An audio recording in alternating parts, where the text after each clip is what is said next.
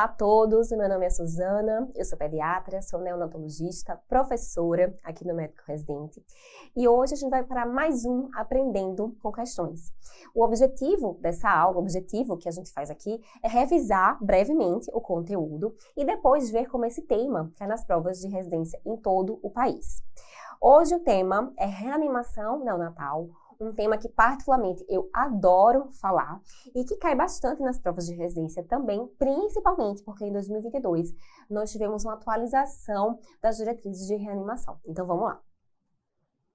Eu adoro começar essa aula com essa foto, que é um nascimento, é uma foto do meu arquivo pessoal e pode parecer fácil uma criança nascer, chorar, respirar, mas nascer é uma das coisas mais difíceis que a gente precisa fazer na vida, porque envolve uma série de adaptações fisiológicas que precisam ser feitas imediatamente ao nascimento, e isso confere a esse momento que a criança nasce uma urgência, né, para que realmente tudo ocorra de forma satisfatória. Caso ocorra algum processo hipóxico ou alguma intercorrência nesse período, a gente pode ter sequelas em toda a vida, por toda a vida. Quando o bebê está dentro da barriga da mãe, ele está lá envolto pela placenta, pelo leito amniótico, quem respira, quem faz esse papel de respiração é a placenta. Então, o sangue, ele não circula dentro do pulmão. Então, na vida fetal, a gente tem um padrão que essa pressão pulmonar, ela está mais alta e a pressão sistêmica, que é o leito vascular da placenta, ela está com pressão reduzida e precisa ser assim para que ocorra a oxigenação. Então, quando a criança chora, quando tem aquela primeira respiração, ocorre uma pequena e importante adaptação fisiológica, que é esse pulmão. Essa pressão pulmonar, ela começa a cair e a pressão sistêmica começa a subir.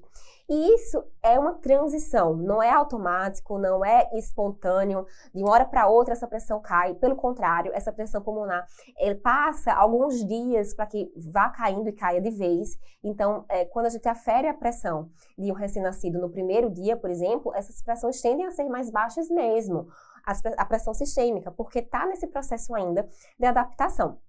Então, por causa disso, de tudo que eu falei, né, o pulmão na vida fetal não respira, não faz parte dessa função de respirar, de trocar gases.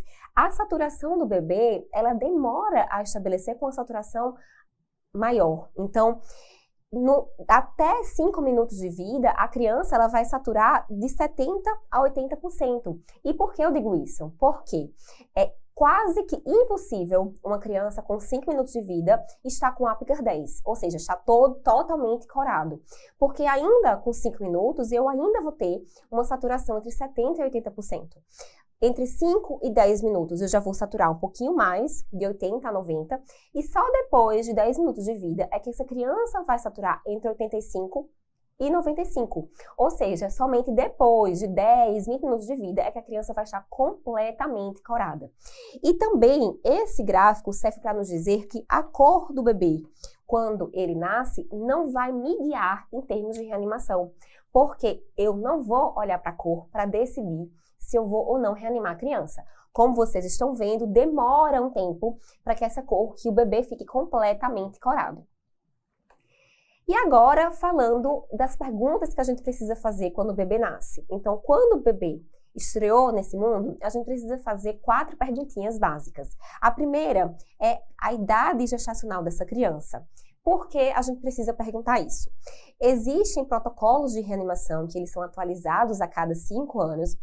E agora na pandemia, a gente teve um atraso nessa atualização, já que teve uma atualização em 2015, não teve em 2020 e teve em 2022.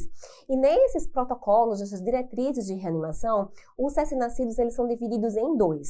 Aqueles que nascem acima de 34 semanas e aqueles que nascem abaixo de 34 semanas. Mas, Suzana, um bebê de 35 semanas, ele é prematuro. Por que eu não vou classificar e não vou reanimar como eu reanimaria um bebê abaixo de 34 semanas? Isso é uma questão estatística, isso é uma questão de morbidade, porque a gente sabe que esses prematuros tardios, eles serão mais beneficiados se estiverem dentro dessa reanimação aqui de termo. Então, a primeira pergunta que eu preciso fazer, qual é a idade gestacional dessa criança? E sabendo que nos protocolos de reanimação eu vou dividir se é maior que 34 ou menor que 34.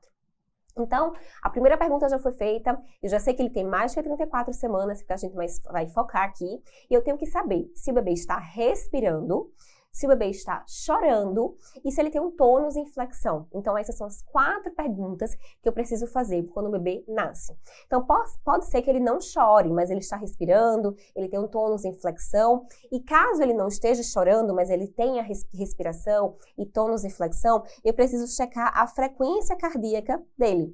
Então, a frequência cardíaca que é considerada segura nesse período de nascimento, ela é acima de 100 batimentos por minuto.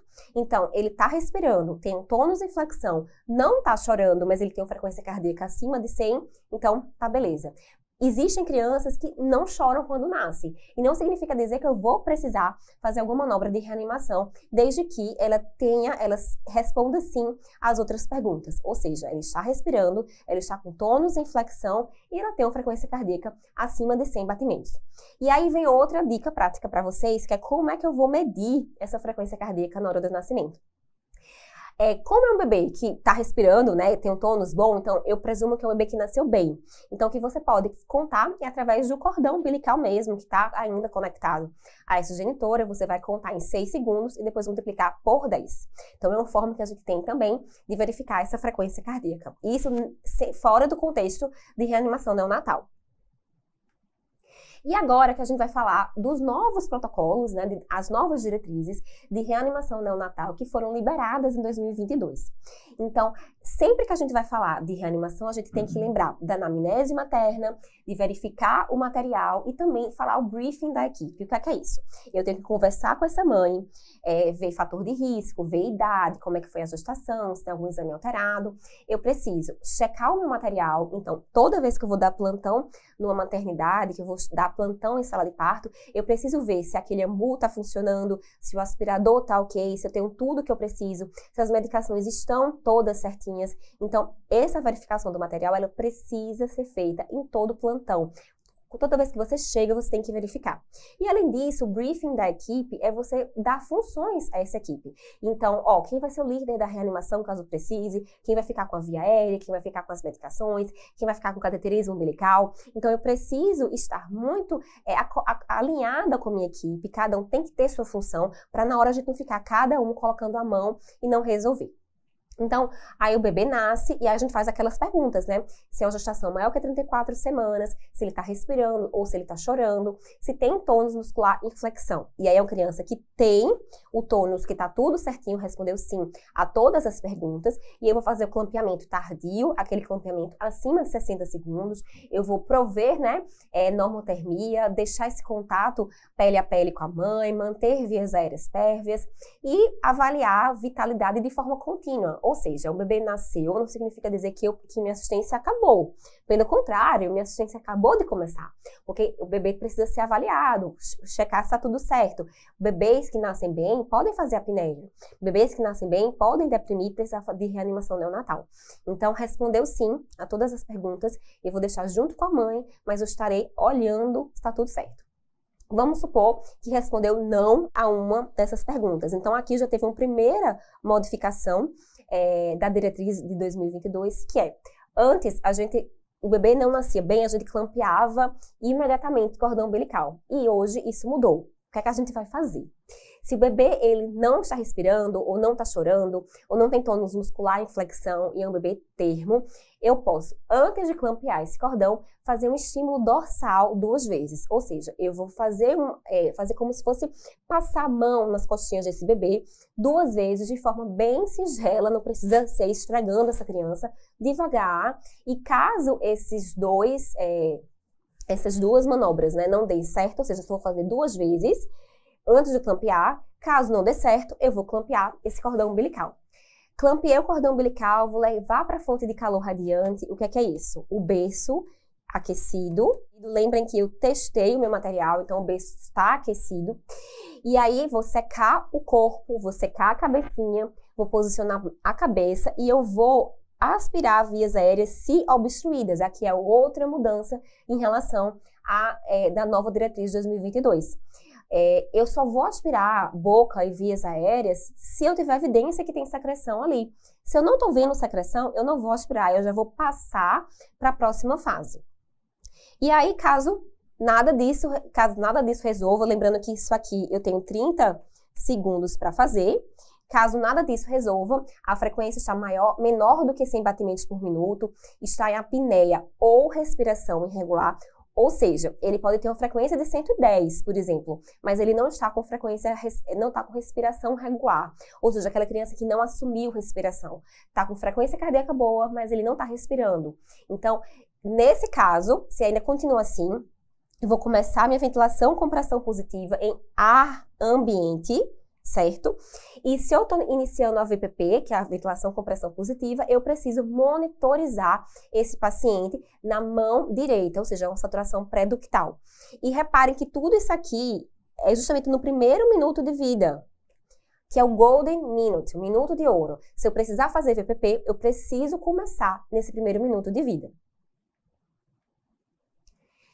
E eu comecei VPP, inicialmente eu vou fazer sem oxigênio. Se depois de 30 segundos a criança ela permanece com frequência cardíaca baixa ou com respiração irregular, eu vou ajustar a técnica. Depois, ajustei técnica, depois de 30 segundos continua do mesmo jeito, então eu posso associar oxigênio. O oxigênio para crianças acima de 34 semanas, ele é um uso eventual. Eu vou começar o VPP com ar ambiente e caso não resolva, aí sim eu vou colocar oxigênio. Se eu ajustei a técnica, se tá tudo certinho e mesmo assim continua com respiração irregular, no terceiro ciclo, aí sim eu vou associar o oxigênio. E mesmo associando oxigênio, o bebê continua com frequência cardíaca abaixo de 100, então eu preciso rever novamente a técnica e eu vou considerar a máscara laríngea ou intubar o paciente. A máscara laríngea é outra novidade da diretriz 2022, que seria uma interface para intubação. Ou seja, aquela criança que eu acredito que com a máscara laríngea eu vou conseguir reverter e retirar essa máscara laríngea em seguida. Então, uma criança com VPP prolongada, que não está resolvendo, eu posso considerar colocar a máscara laríngea ou também posso considerar intubar. Depende muito do que você está mais acostumado. Porque a intubação traqueal, por exemplo, ela só tem sucesso em 50% dos casos em uma sala de parto. Então, por isso que é tão importante que quem faça essa assistência ao bebê saiba intubar. Porque é um Kinder Ovo, né? A gente nunca sabe quando é que vai precisar de intubação, é imprevisível. E só 50% das vezes que dá certo. Então, é bom que seja, é necessário que seja uma pessoa treinada a fazer isso.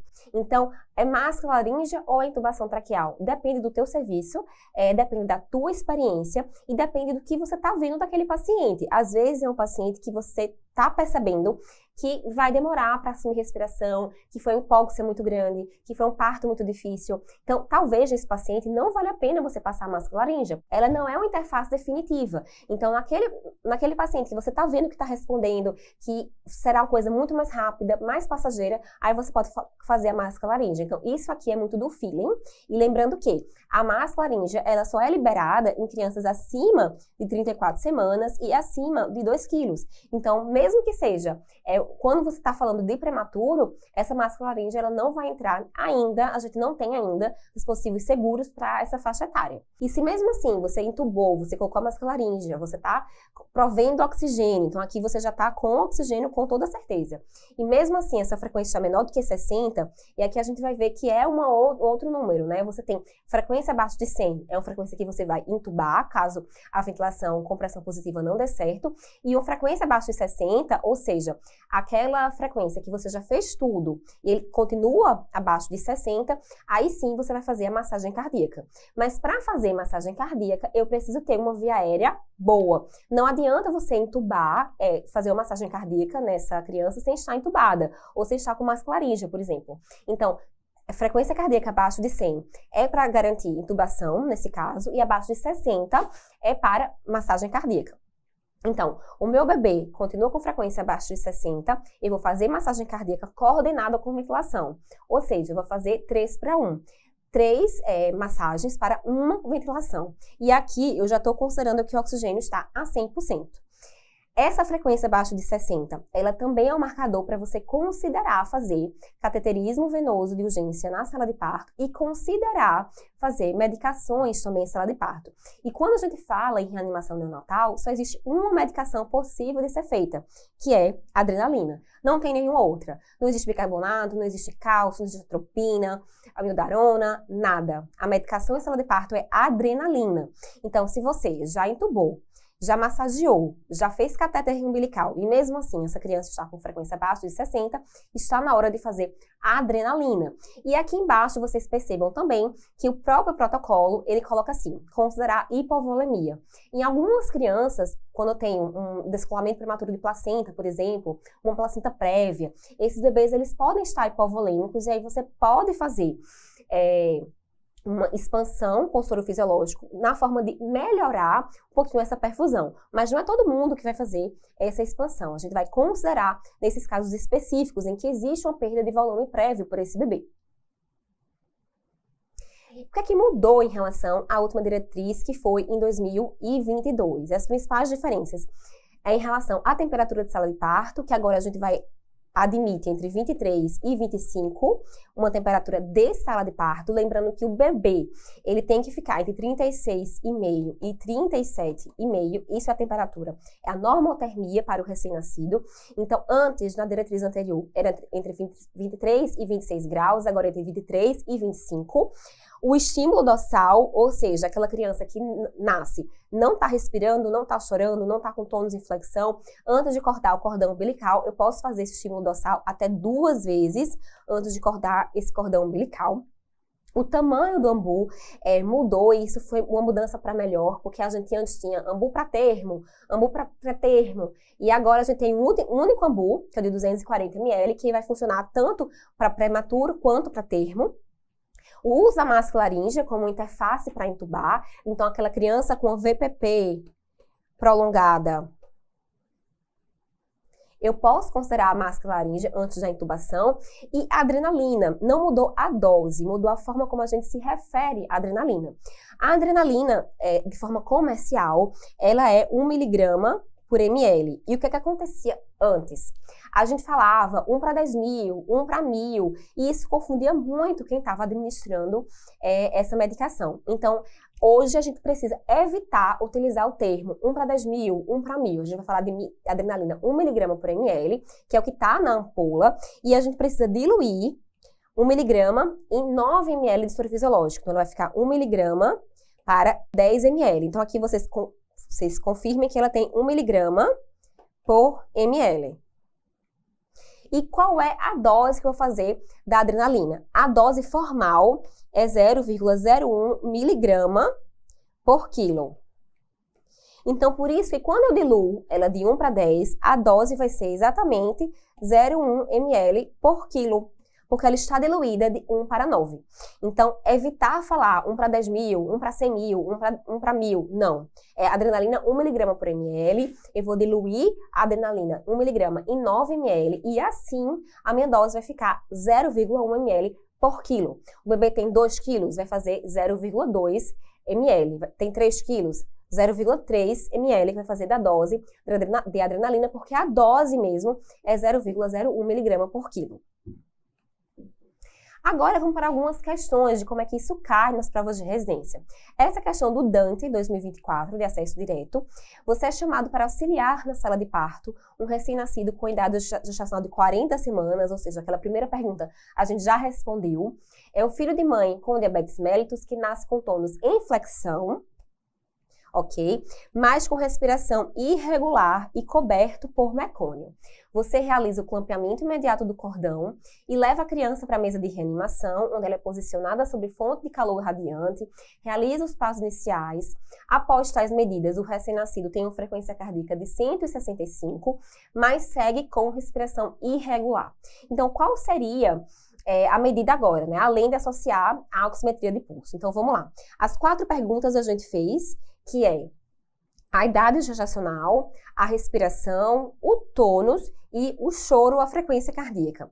Aqui, ele tem uma respiração irregular, então por isso que foi clampeado imediatamente esse cordão umbilical e levado para a mesa de reanimação. A questão é capciosa porque ela fala de mecônio. E o que é que mudou? Porque, assim, o manejo de uma RN com líquido amniótico meconial mudou muito ao longo dos anos. Hoje, o que é que a gente faz? Não muda a assistência. Se nasceu com mecônio ou sem mecônio, eu vou fazer as mesmas perguntas.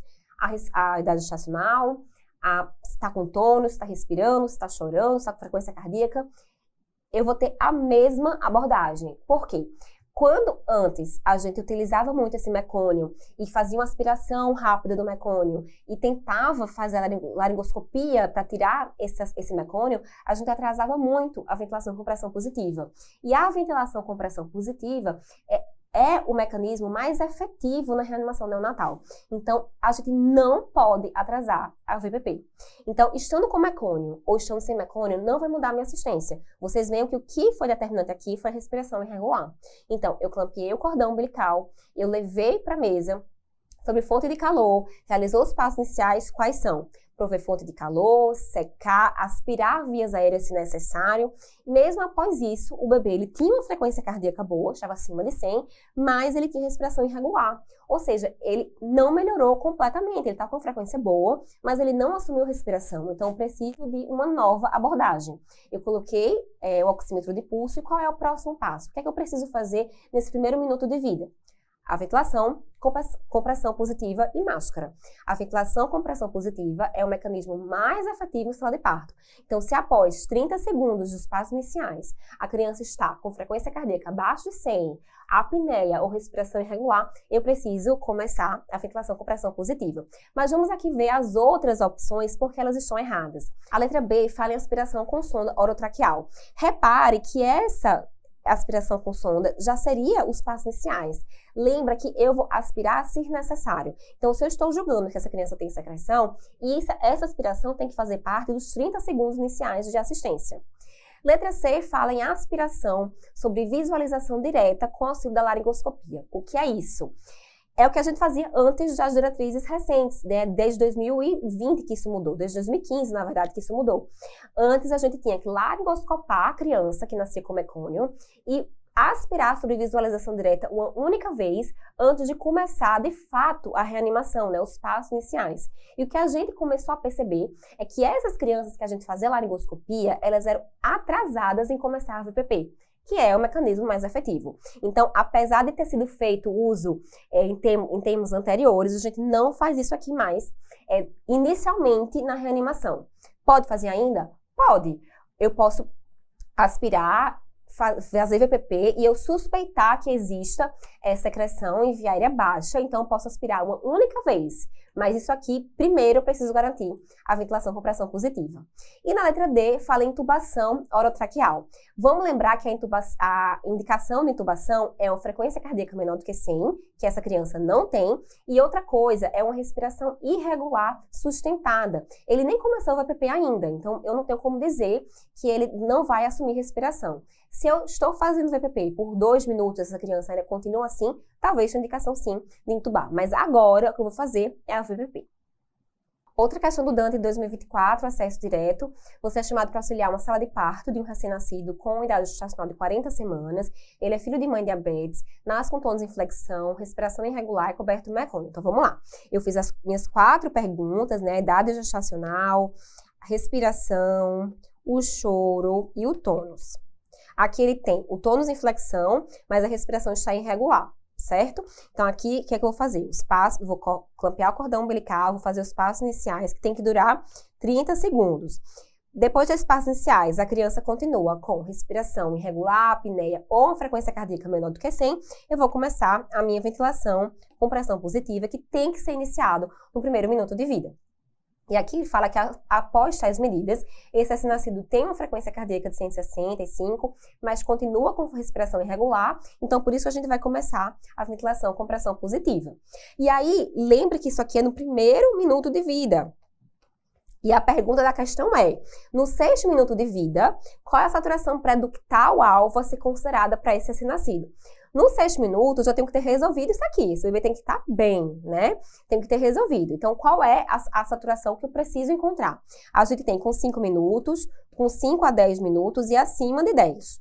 Acima de 10 minutos, eu vou encontrar entre 85 e 95, com 5 a 10 minutos entre 80 e 90, e com abaixo de 5 minutos entre 70 e 80%. Então, no sexto minuto, ele vai estar saturando exatamente entre 80 e 90%. Lembrando que é no sexto minuto, tá, gente? Eu já tenho que ter resolvido todo o problema, porque no primeiro minuto de vida eu preciso ter começado a ventilação com pressão positiva, caso a criança tenha precisado. Questão da USP de 2023, no Retrês de Pediatria. Eu tenho gestante de 40 semanas em trabalho de parto, ela deu entrada no PS da obstetrícia, realizou pré-natal com 4 consultas, iniciou no segundo trimestre de gestação, evolui com doença hipertensiva, então aqui eu tenho um fator de risco, né, que há 40 semanas, só começou pré-natal no segundo trimestre, tem doença hipertensiva, usou metildopa. A astrologia do segundo e terceiro trimestre sem alterações, foi realizada a pesquisa de estreptococo do grupo B, com 35 semanas, com resultado negativo, tem bolsa rota com líquido amniótico meconial 2 cruzes, durante a avaliação na emergência, e após 4 horas de bolsa rota, ela evolui com sofrimento fetal, indicado parto cesariano. No nascimento, esse recém-nascido estava banhado em mecônio, hipotônico e sem chorar. Então, as perguntas que a gente faz: a idade gestacional, o tônus, o choro e a respiração. O choro, certo? Então, reparem que aqui ele tem mais de idade gestacional de 40 semanas, hipotônico, ou seja, o tônus não está em flexão e ele não está chorando nem respirando. Então, a criança que precisa ser reanimada. Esse mesmo recém-nascido, ele evolui com gemência audível sem estetoscópio, com tiragem subcostal e batimento de asa de nariz. Considerando os sinais vitais acima descritos, qual é a conduta imediata mais adequada? Então, esse bebê foi reanimado e ele evoluiu com desconforto respiratório, uma gemência audível sem estetoscópio. Provavelmente passou por isso aqui tudinho, né? Fez a reanimação neonatal e evoluiu com desconforto respiratório. Aqui, eu gosto de frisar para os alunos que uma criança que passa por reanimação neonatal, principalmente que precisa de VPP, né, da ventilação com pressão positiva, é uma criança que não pode ser liberada para alojamento direto, ela tem que ficar em observação, porque a gente considera que é uma criança com risco para fazer apneia, para fazer algum desconforto respiratório nas próximas horas. Então, se você está no plantão de maternidade, precisa fazer uma reanimação a ponto de utilizar VPP com esse paciente, calma, deixa a observação, fica um pouquinho com essa criança antes de liberar para o quarto. Aqui, provavelmente, você tem uma criança que foi reanimada e ela evoluiu com desconforto respiratório, que é muito comum acontecer, ainda mais com um fator de risco importante, que é o mecônio. Esse mecônio, essa criança pode fazer uma TTRN, por exemplo, já que foi um parto cesariana. Essa TTRN pode aumentar o tempo que essa pressão pulmonar volte, se estabilize, né, que fique mais baixa. Então, é uma criança que tem que ser avaliada, que tem que ser seguida. Mas se eu tenho um desconforto respiratório com gemência, eu preciso colocar pressão nessa via aérea. Então, eu preciso fazer um CPAP nesse bebê, para que ele fique com esses alvéolos mais abertinhos, já que existe essa gemência que audível, até mesmo sem estetoscópio. Então, aqui eu preciso colocar um CPAP e lembrar qual a saturação alvo dessa criança. A gente sabe que até 5 minutos vai ser entre 70 e 80, entre 5 a 10 minutos 80 a 90. Então, eu preciso saber, se eu vou colocar um CPAP com o bebê com 5 minutos de vida, com 10 minutos de vida, eu não posso esperar que essa criança sature 100%. E por quê? Porque se eu acho que tem que saturar 60%, eu vou aumentar meu oxigênio. E o oxigênio nessa idade, o oxigênio desnecessário, ele é um radical livre e ele pode sim prejudicar a vida da criança. Então, aqui eu preciso acoplar o CPAP e eu vou titular essa FiDO2 conforme essa saturação-alvo, que do 5º ao 10º minuto de vida é entre 80 e 90, certíssimo. E as outras? Por que as outras estão erradas? A letra B fala em monitorizar a saturação, otimizar a temperatura incubadora, até atingir saturação-alvo, que no 5º ao 10º minuto de vida é 85 a 95. Aqui a gente já começa excluindo essa saturação-alvo, que não é, né, para o 5º minuto de vida.